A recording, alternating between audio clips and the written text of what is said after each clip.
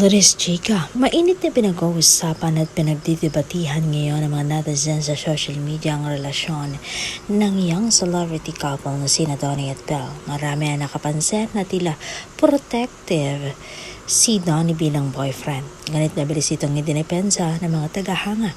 Ayon sa publiko, sana all at natural lamang nabantayan ng husto si Belle dahil sa kanyang tila perfectong visual at face card never decline na kagandahan na talagang nakakatunaw ng puso.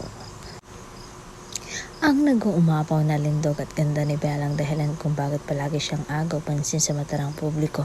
Kaya naman hindi masisisi ang mga netizens si Donnie kung maging extra protective man ito sa kanyang kasintahan. Todo hanga naman marami sa kanilang chemistry dahil bukod sa parehong may nakakamanghang visual ay kitang-kita rin ang kanilang suporta sa karera ng isa't isa.